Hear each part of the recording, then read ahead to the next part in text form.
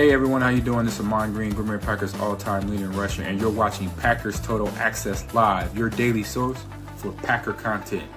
Go Pack, go!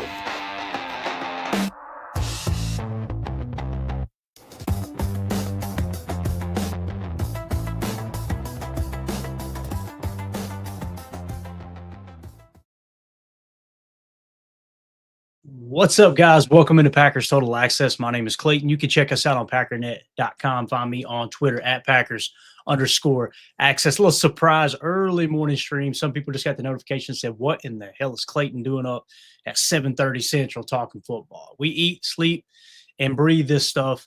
And I've got a busy day ahead, so I thought, you know what, let's get an episode out as quick as possible in case we can't do an afternoon. However, the plan is to do an afternoon show as well. You guys know it's officially December the 1st. It's Christmas season. We're going to be out shopping all day. It's going to get interesting real quick. So you never know. Those hour-long shopping trips turn into a 6-hour trip with Mandy, and things get rough. So what we're going to do today is dive into some of the PFF grades and some of the offensive stars and defensive stars of 2025. We're going to first take a quick look at the Detroit Lions game, see which players balled out, and show you who had the highest PFF grades. And then we'll also dive into, okay, who is ranking the highest for the Green Bay Packers here in the 2025 season. So we'll give you a look at the Lions game, which players kind of rose to the occasion there on the road on Thanksgiving in Detroit. And then okay, here's how they're doing on the season. Then we'll switch gears from offense to defense and do the same thing. So that's the plan of what we got going on here this morning. Before we do, if you guys would do that YouTube stuff for us, hit like, hit subscribe. If this is your first time tuning into PTA, welcome. Thank you for making us a part of your day. We're not experts. We're not insiders. We're not media. We're fans just like you talking Packers on a daily basis. So if you're looking for that type of content, make sure you hit subscribe and click that bell icon so you're notified when we go live here in the future. Let's waste no time. Let's jump right into it. PFF grades, Week 13. Packers at the Detroit Lions, getting a huge win on Thanksgiving Day in front of that national audience. What a great victory that was. And let's just kind of see who balled out here in this game real quick. And again, this is according to PFF. I like to cross-check these. You guys know how I roll. I like to kind of take a look at these and then jump over to NFL Pro. We won't have time to do that this morning. We're going to be breaking down a tape today, and the plan is to have y'all chalk talk ready for tomorrow. We'll give you guys about 15 or 20 of the key plays from the Packers win over the Lions. So right off the bat, man, Dontavion Wicks, holy cow, 31 snaps. Played a good chunk of the snaps, right? With Matthew Golden out with the injury once again, Savion Williams out with the injury. And you can see how fired up Matt LaFleur was for Dontavion Wicks, dominating in this game. 91.7 was his PFF grade. He was in on 24 passing plays, and he was in on 7 running plays, it looks like. But again, 91.7 PFF grade for Dontavion Wicks. That, I believe, you guys correct me if I'm wrong, I think that is his best performance of his entire career, if I remember correctly. You guys go fact check me on that. But again, Dontavion Wicks, don't look now. He's balling out. We'll show you where his season grade is when we get done with this quick little segment. Next, you got Jordan Love, number 2 spot. No surprise here. He was on fire against Detroit. I think he had 4 touchdowns, no interceptions, doing a great job, not only taking what the defense gave him, but also kind of making chicken salad out of chicken, you know what, right? Rolling backwards, fadeaway passes. I love how people love to make fun of Jordan Love and his fadeaway passes. They don't make fun of him when he hits on them, though, right? Just a dominant performance there. 91.2 is his PFF grade. Played 62 snaps there. I believe that was all 62 of the offensive snaps, obviously. He never came out of the game one time. You know the big thing I love about this Jordan Love performance? He slid. Right on the scramble, you can see he can still make things happen with his legs when he needs to. Now, he's looking to scramble to create a secondary window, right? That's what he's looking to do. But every now and again, he'll tuck that thing and run. And he's been notorious for, let me lower my shoulder and run through this freaking defender. Scares the heck out of me every time he does it. Now, when he gets the first down, he stands up and flexes on them. Love it, right? But when he separates his shoulder like he did a few weeks ago, hate it. And that's just that's the nature of the business, right? So again, love the fact that Jordan Love went out there in Detroit. He's now, he is so dominant on Thanksgiving Day. Like I said the other day, if I'm at policy, I'm going to the league and go, hey, go ahead and put us on the docket for Thanksgiving next year, please. And let's do it at Lambeau, rotate them. Gosh, it's so cool to see him. He balled out in Detroit 2 years ago, right, on Thanksgiving Day. He balled out at Lambeau against the Miami Dolphins last year, and then this year going back into Detroit. So just a great performance by Jordan Love. Emmanuel Wilson, only 12 snaps, but a 79.9 with a running grade of 78.6. E-Will continues to raise that grade. You're seeing more of Emmanuel Wilson of what you've seen last year. Now, you would look at the PFF grade early this season and think he's having a down year. But when you look at the overall touches, his touches were way down. Now, with Josh Jacobs getting a little banged up here lately, he's getting his opportunity. And boy, oh boy, is he taking advantage of it. Emmanuel Wilson playing absolutely lights out football right now. I mean, really, what I love about E-Will is he's constantly taking what the defense gives him. Like it's like his peripheral vision is so good. He can recognize when there's something to be had on the outside and when there's not. And when there's not, he'll just tuck into those linemen and just keep those legs moving. And he'll turn what should be a 2-yard gain into a 6 or a 7-yard gain. Nothing flashy, just literally pushing the pile, rolling off of the pile, and just kind of keeping his legs moving forward. He's a good change of pace for Josh Jacobs. I don't know who's the faster back. We could go look at the RAS, and if you guys want to look it up and throw it in the comments, I greatly appreciate it. But the thing about Emmanuel Wilson and Josh Jacobs, it feels like they're built very similar. Like Josh Jacobs runs with power. If you had to classify, if you had to put them in a category, Josh Jacobs, is he a speed back or is he a power back? I would say power back. He doesn't have that top end speed. Let me turn this heater off. I am cooking. Hold on a second. Sorry about that. That's the professionalism you get here on this show.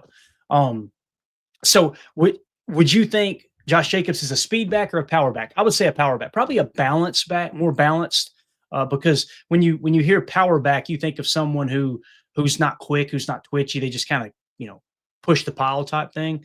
So probably more of a balanced back, but I would put him more of power than a speed back, right? Same thing with Emmanuel Wilson, although I think Emmanuel Wilson, I think you would say he's balanced, but he's closer to a speed back maybe than a power back. Let me know in the comments what you guys think.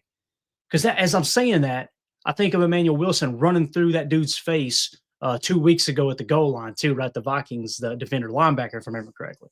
So, yeah, I'm with you. Holmes says Wilson's faster. Completely agree, man.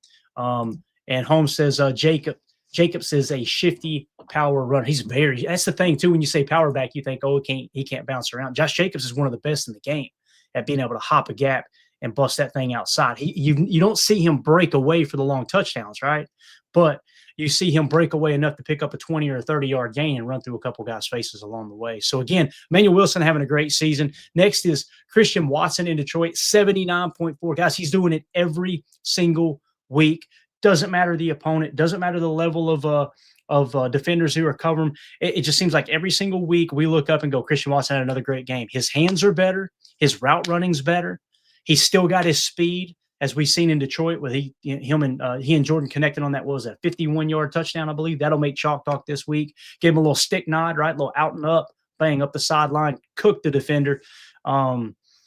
You can't say enough about Christian Watson. Just continues to ball out. Zach Tom in the number 5 spot, 74. My man is just so freaking consistent every single week. Zach Tom is just playing steady football. 74.0 was his PFF grade. Pass blocking, no surprise, 82.0. Run blocking, 65.4. Zach Tom just, again, every single week seems like he's a top 5 offensive player. Now we got Josh Jacobs, 33 snaps. Guys, he was banged up. We've seen him get hurt in this game again, too. Took a nasty lick to the leg, if I remember correctly. 71.9, even when he's not fully healthy. Look at the pass blocking grade, 81.3, running grade of 70. So Josh Jacobs just playing steady. I love the fact that they mixed in a little bit more Emmanuel Wilson. Josh Jacobs got 33 snaps. E-Will got 12. So you got to mix and match a little bit. Chris Brooks also got, it looks like, 18 snaps there as well. Probably some pass blocking situation, I would imagine. Sean Ryan, guys, hold the phones.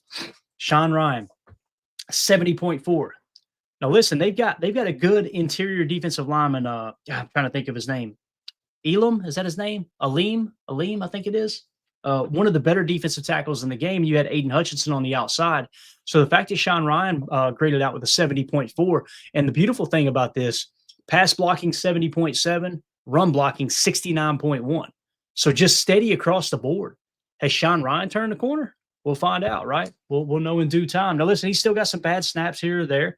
We know he's not a natural center. He's playing that position because Elton Jenkins got hurt. But, boy, is Sean Ryan available, and is he accountable? Like, I don't know, man. We need to keep an eye on him because that might be one that the Packers may surprise us and give a little bit of a contract extension and get a really good price on. We always talk about you're willing to overpay for great, never overpay for good. The ideal situation is overpay for great, underpay for good. The teams that can underpay for good for 70% of their roster, those are typically the best rosters in football. And sometimes that comes with guys that haven't like completely flashed or shown a whole lot of talent and ability on a consistent basis that you can recognize, okay, we can work with that. We can make him a better football player. He's ascending right now. I think we would all agree Sean Ryan is ascending at the moment, right? I don't think he's going backwards. And you guys know how I feel. Like nobody's ever staying the same. You're either getting better or you're getting worse. If you had to classify him, put him into one of two categories, is Sean Ryan getting better or getting worse? I think I would say he's getting better, right? So again, Sean Ryan with a great game there. Luke Musgrave, 66.8. And I know people like to cherry pick the reps and show an embarrassing run blocking. That's not what he is. I don't even know why we continue to try to point out that Musgrave can't block. It would be like pointing out a receiver can't block, right? Like, again, you're not seeing him attached as much as you have in the past. I think they've recognized we need to flex him out a little bit. That crosser, again, you can attach him and run crossers from underneath, right? And I can't wait to break that play down on Chalk Talk because that was a great play by Jordan and Luke Musgrave. But 66.8, man, that's pointing in the right direction. Rasheed Walker, 60.5. Chris Brooks, 60.3. John Fitzpatrick, 60.0.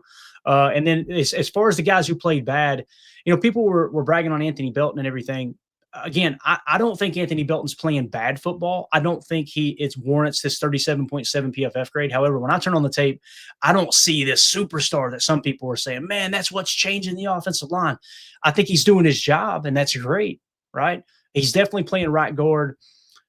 I don't know if I would say he's playing it better than Jordan Morgan, who is, like we said, natural left tackle. He played left tackle his whole life. But I think they are neck and neck there. And if you get a bigger, more powerful version of Jordan Morgan playing right guard and Anthony Belton, like more of a mauler, I think it makes sense to play him there. And for God's sakes, can we just go ahead and kick Jordan Morgan over to left tackle and let him practice there every week? Let him get ready to take over left tackle next year if Rasheed Walker hits free agency like we think. So let's shift gears now and let's actually dive into how these players are looking on the season on the offensive side of the ball before we switch gears over to defense. So here we go. Here's everyone's PFF grade updated for the regular and postseason. Obviously, no postseason yet for 2025. Jaden Reed's still leading the way at 89.9. Is anybody else excited about getting Jaden Reed back? I mean, this dude, I don't think people understand how good Jaden Reed has been. He's led the Packers in receiving the last 2 years, and his PFF grade would suggest he was the number one wide receiver as well the last 2 years, if I remember correctly. Maybe his first year he didn't grade out the highest. Last year he graded out as the highest, if I remember right. But 89.9 on only 23 reps. If he comes back and he grades out in the 70s, and you got Dontavion Wicks who's ascending right now, you got Christian Watson playing as good a football as he's ever played in his career, and then you get Matthew Golden healthy, and we've seen Savion Williams even on one leg go up and moss the dude in New York to make that crucial catch on a 3rd and long. This receiving core is really setting up to be nice. We didn't even mention Romeo Doubs, who might be the better one of if not the best receivers on this team. It's just it doesn't look like he's probably going to be here for the long haul. Maybe they'll surprise us with that. But man, Jaden Reed, really excited to get him back. And again, that's a minute amount of snaps, so we want to kind of take that with a grain of salt. But Jordan Love on the year, guys, 87.3, grading out as the second best quarterback in the league in terms of passer grade with an 89. We did the Jordan Love versus Caleb Williams comp the other day, the video on that. You guys make sure you go check it out. You can just scroll down and we've got it in video form and the live stream form. That was a fun video to do because the way that some of these national pundits were talking about Caleb Williams is like, man, it sounds like they think he's just as good as Jordan Love. And then you go and dig into the numbers, you dig into the tape and you go, what the hell are they talking about? It's not even close. Jordan Love is playing like a top 5 quarterback. Caleb Williams is playing like somewhere in the 15 to 20 range. And that's including Caleb Williams' ability to scramble. If you removed his ability to scramble, you're talking about a guy who's probably down around 20 or 25 in the league. So again, just go check the video out. Let me know what you guys think in the comments there. Christian Watson, don't look now, 84.6. He's grading out like a top 10 wide receiver now on the season. Zach Tom, 82.5, steady 80, money well spent. That dude is just, he's lights out. He's so consistent. And look at the consistency across the board. Pass block grade 79.9, run block grade 79.1. Malik Willis, I made a comment the other day. Bears fans got really mad. I was like, imagine if you had Malik Willis as your quarterback. I'm in it, guys. I'm in it. This is the Malik Willis with good coaching. This is Malik Willis with a quarterback guru in Matt LaFleur. And I'm being completely honest, guys. Think of how Malik Willis has played for us. He has not lost a game yet, right? As a quarterback, whether it's starting or filling in for Jordan or having to come in the middle of the game because Jordan got banged up. He's grading out high. His passer rating is through the freaking roof. He did it again in New York, came in on a drive, busted off a couple runs, threw a touchdown pass, and he's back on the bench holding the clipboard, helping Jordan being his personal assistant, essentially. It scares me to think of what the Chicago Bears could be if they had a good quarterback. The reality is Caleb Williams is holding the Bears back right now. He's literally his passing ability or lack thereof is holding the Bears back from being an elite team right now. That and their defense are the two big things that stick out to me. And I know the argument is, yeah, but look what he does in the fourth quarter scrambling. I got you. Is he a running back or is he a quarterback? Because his completion percentage is cheeks. And if you think, okay, well, the receivers drop the passes a lot. Look at his adjusted completion percentage ranks lower than just his completion percentage. So you can throw that excuse out the window. If they had a quarterback, if they had Jared Goff in Chicago right now, Chicago, I would be thinking they're probably a top 2 or a top 3 team. Caleb Williams being their quarterback is the only thing that's keeping me from saying, man, they're legit. That and the fact that their defense has struggled so bad. Their turnover differential is good. That is one thing Caleb does well. He typically protects the ball well, but you've seen in this last game, he threw an interception right there. He's real bad about throwing the football right into the hands of the defensive line or throwing it into their face mask. We've seen that time and time again. With Caleb Williams. But anyway, I digress. Malik Willis, 13 snaps, another 82.2 performance here for Malik Willis on the season this is, okay? So last year, he had significantly more snaps. Hopefully, we don't see him for the rest of the year because obviously Jordan Love is Jordan Love. But Malik Willis is one of those dudes that, like, again, this is an example of what happens when you get good coaching. Tennessee, 51-45. He comes to Green Bay, 217 snaps, guys. This wasn't 30 snaps. This wasn't, 50 snaps. 217 snaps, 70.3. And then this year, of course, only 13 snaps, but an 82.2. So Malik Willis continuing right where he left off last year. I'm just so glad he's the backup in Green Bay. Josh Jacobs on the year, 82.1.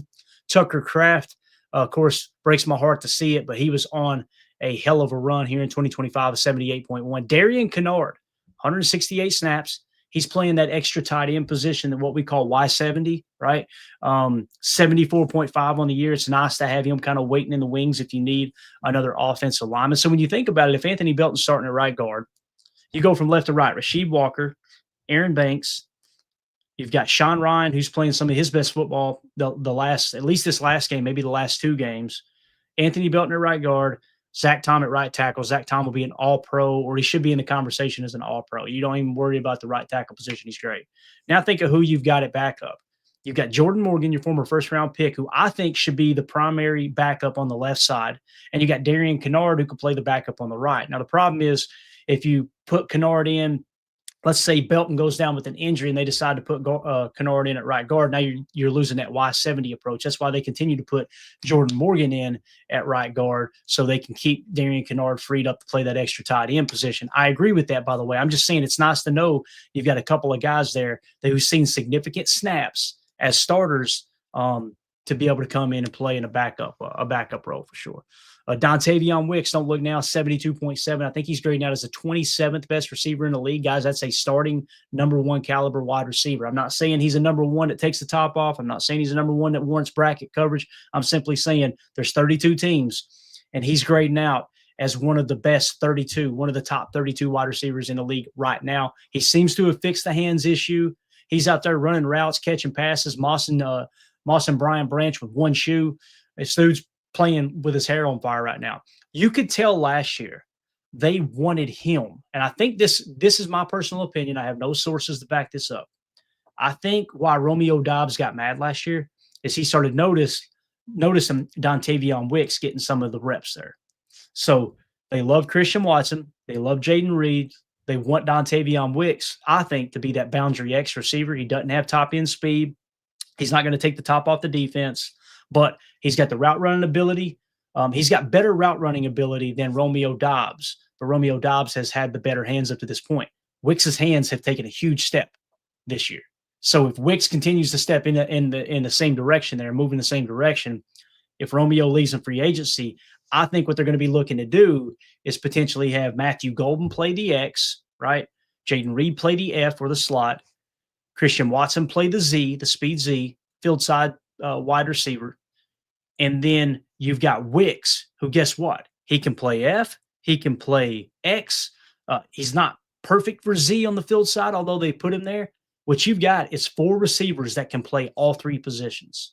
That's an exciting place to be.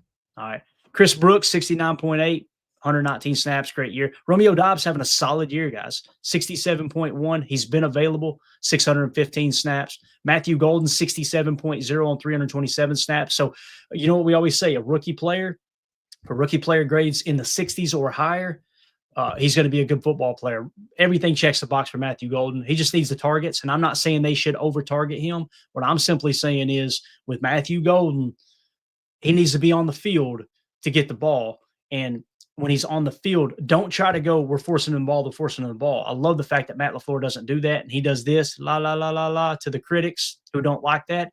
Don't try to force the ball to one person. Run your scheme. And if you truly have 4 or 5 guys that can play every position there, then the sky's the limit, man. Mike Witt with the super chat. Thank you, Mike. With us playing so much 6 offensive linemen, I'm waiting for Matt to call a tackle eligible pass on the goal line. So about, oh my gosh, Darian Kennard for a touchdown. Can't wait to see that dance, right? Can't wait to see that end zone celebration. I think you're spot on there, Mike. It's coming, dude. It is coming. So again, those are some of the players that are balling out. I wanted to try to identify 5 players that are balling out on each side of the ball. Jaden Reed, minimal snaps, throw it out the window. Jordan Love, balling out. Christian Watson, balling out. Zach Tom, balling out. Malik Willis, minimal snaps. Josh Jacobs, balling out. Tucker Kraft, as Romeo Doubs says, he's in a better place. That was hilarious what he said. But Tucker Kraft will be back stronger, better than ever next year, just like Christian Watson. Doesn't this give you guys hope that how the Packers have handled Christian Watson's ACL? He's come back just as good, if not actually better than he was before. Expect that from Tucker Kraft. ACLs don't worry me anymore, other than the fact that you're done for the season, and that sucks. Darian Kennard playing good football. Dontavion Wicks playing good football. That's how it looks on offense. I want to hear from you guys in the comments. If you're watching this video back later, let me know what you think about the offensive players who are performing the best in the 2025 season and what they've done here recently, more specifically against the Detroit Lions. Let us know in the comments. Is there a player we missed? Is there one of those players that you disagree with? We want to hear from you. Make sure you hit like, subscribe, and click that bell icon so you're notified when we go live here in the future. All right, let's shift gears now and let's talk defensive side of the ball. Let's start the same way we did just now with the game against Detroit. Who balled out for the defense? Guys, it's happening every week, and I don't know what to do. Isaiah McDuffie is playing outside of his mind. And I see people on X, and listen, I didn't comment. I'm not going to mention their name. I'm not trying to dunk on people. You can fan how you want to fan. But I see people cherry picking bad snaps on Isaiah McDuffie. If you're going to do that, then cherry pick on everybody. Okay. The reality is every player in the National Football League have bad plays. You want players who have way more good plays than bad plays. That's the nature of the business. That's how you identify the players who, all right, we can get the most out of that player. Is like Bill Belichick used to say. He used to get frustrated with the scouting department because they would come to him and talk about what a player couldn't do. Yeah, well, we got these 5 players that we like. He can't do this, this, this, this, and this. This guy can't do this, this, this, and this. And they said Bill would get so pissed off, and he'd go, stop telling me what they can't do. Tell me what they can do. What can they contribute to the football team? That's all that matters. I don't need to know a player's limitations. I need to know what do they do well, and are we in a position where we can put them in a situation consistently to do what they do well, right? As opposed to, if the moral of the story, you can find negatives with every player across the league. If all you harp on is the negative, you're not maximizing their potential and what they can do really, really well, if that makes sense. So I've seen people cherry picking this bad snap, that bad snap. Okay, now show the 55 good snaps. Stop cherry picking the bad ones, and let's identify what he does well. Isaiah McDuffie, guys, he's grading out like a top 10, but I think he's 7th now overall in the league in terms of 300 snaps, with at least 300 snaps, I believe was the number. He is the seventh best linebacker according to PFF. Against Detroit, 87.0 defensive grade. Run defense grade, 87.8. Tackle grade, 83.6. Coverage grade, 67.1. We knew he could play the run. I did not. I expected that coverage grade to be in the 50s, guys. Not based off what we've seen on Sundays. I'm just saying, like, in general, okay, if you'd have told me at the first of the year, Isaiah McDuffie's going to have to play in your nickel 4-2-5, I'd go, coverage is going to take a hit. 67.1 is pretty solid grade for someone who's a thumper and a run defender first. And again, when you look at why this defense has been so effective, it's their run defense mainly. Now, their pass defenses, last we checked, they were number one. They were ranked first in the league in yards per pass attempt allowed. But their run defense and being able to make teams one-dimensional and taking their run away.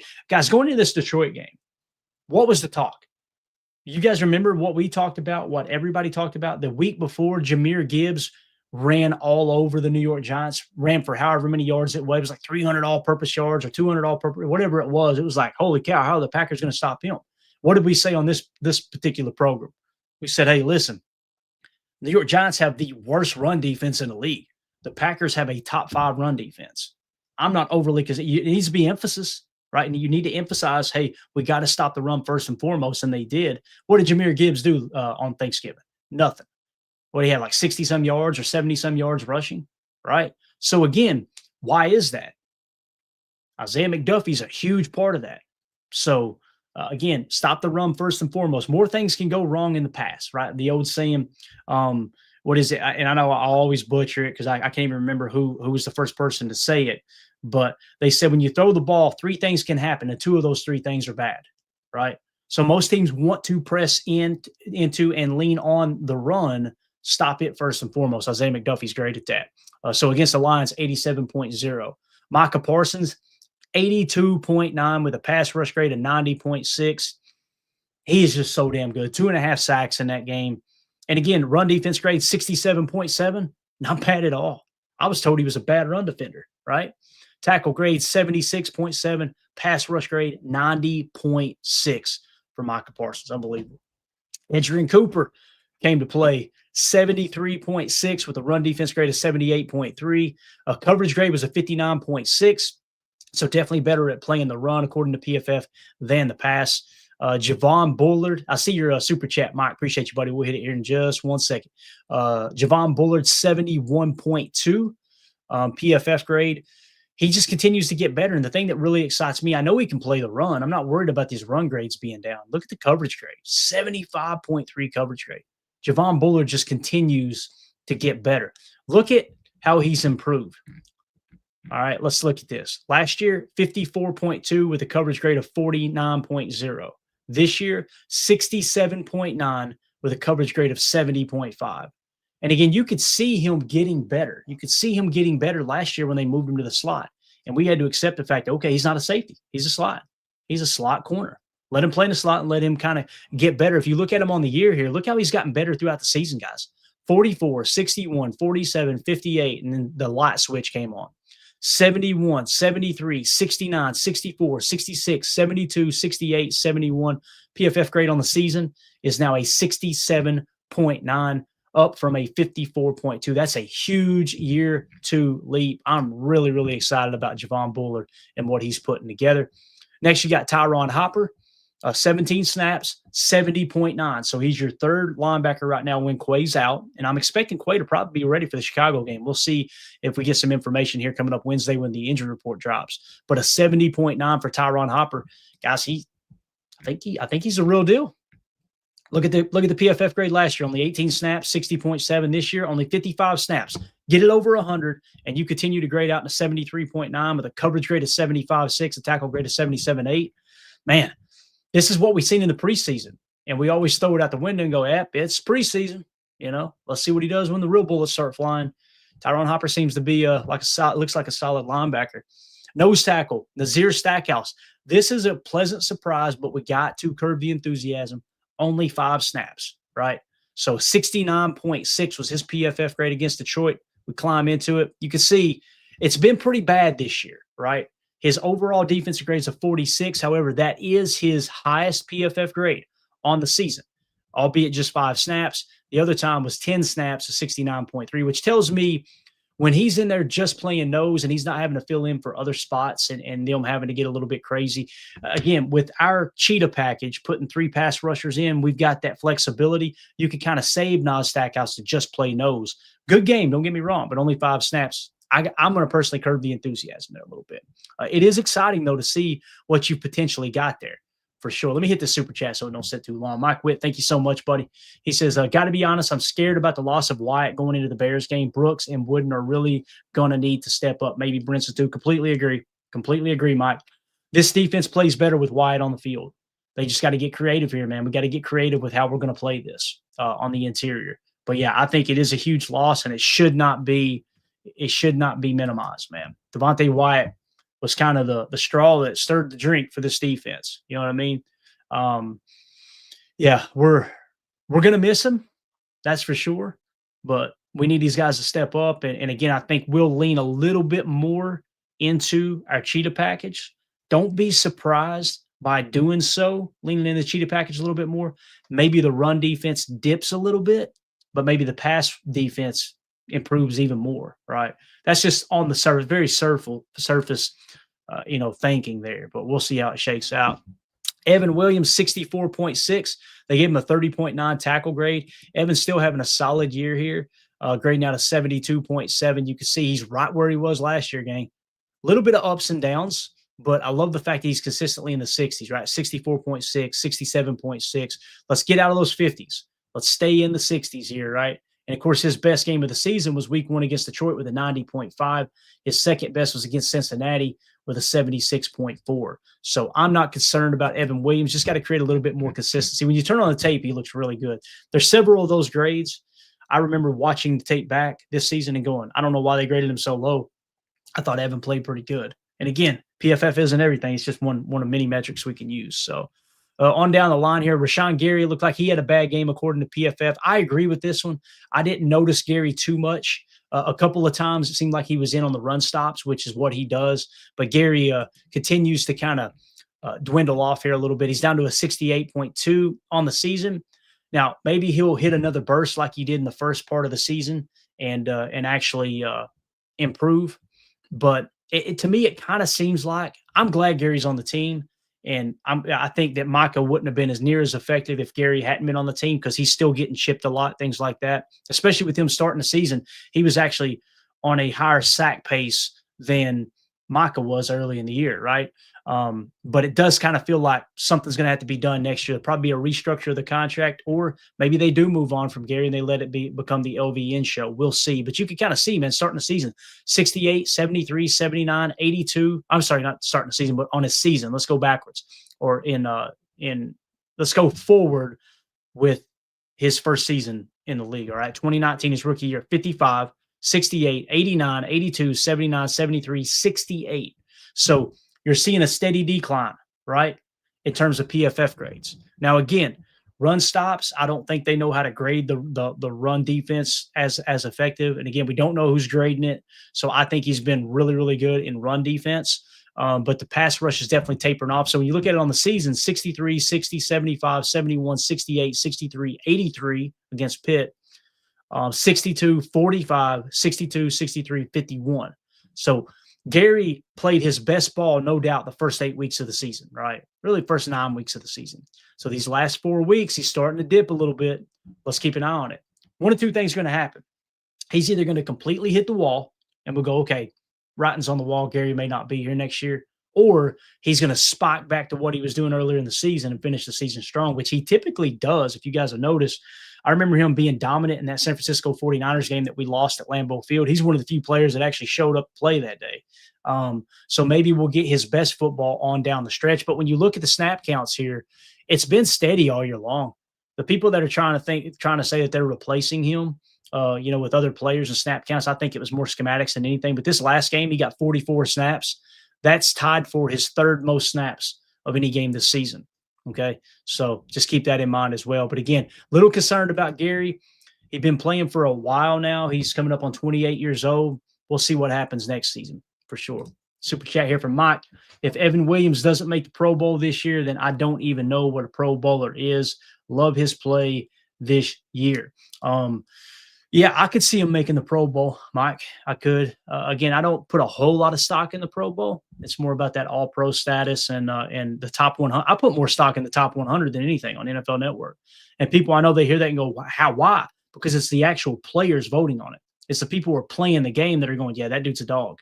I think them and the coaches know more about what's going on the field and who's actually playing well and who isn't than any website, whether it's NFL Pro, whether it's PFF grades, or I'll tell you another thing is us breaking down the tape. I try to do a good job breaking down the tape, but I promise you, if I had to decide between me and a player in the league or a former player, I'm always going to go, tell me what I missed, what we got here, right? And let's make sense of it. Those guys have forgotten more about football than I'll ever know. So, yeah, Evan Williams, though, I think he's putting himself in a position to make the Pro Bowl. I don't think that's unreasonable. So Gary, we got to him. Kobe Wooden had a bad game. And again, Devontae Wyatt, 45 snaps, 50.5 was his PFF grade. So let's kind of compare. So Brinson played 32 snaps. Back to the original question of, man, are we worried about Wyatt and how much he's going to miss here? Right? Let me hit this from Doug real quick. Yeah, Clay, my guess is they're asking Gary to contain more than rush. You can see it on the tape. You really can, Doug. And I know the Gary haters hate hearing that, but you can see kind of a cage rush from his side, and they're turning Micah loose. That's what you should do, right? And that's why Gary can still be effective in the run game. So, yeah, I think that's a good assessment. Back to defensive tackle. If we're overly concerned, right, that our defense is going to take a dip now that Devontae Wyatt is not in the lineup, right? Let's take a look here. Who had the most snaps on defensive tackle? So you have Wyatt with 45, okay, Kobe Wooden with 38, Brinson with 32.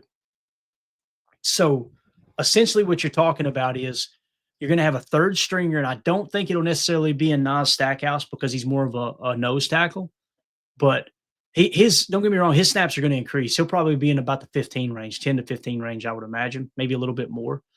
But when you look at these defensive linemen, I mean, that's a significant amount of snaps, right, guys? There was looks like 63 total snaps on defense. Kobe Wooden played 38. Warren Brinson played 32. Kobe is more of a one tech, in my opinion. Warren's more of a 3. So what you'll probably see is that combo out there the majority of the time. But you'll also see some of these edge rushers get more snaps too because of the fact that they're going to be probably pressing into Cheetah a little bit more. Not this week. The Bears like to run the football. You got to go out there and try to stop the run the same way you did against Detroit. Make Caleb Williams beat you with his arm.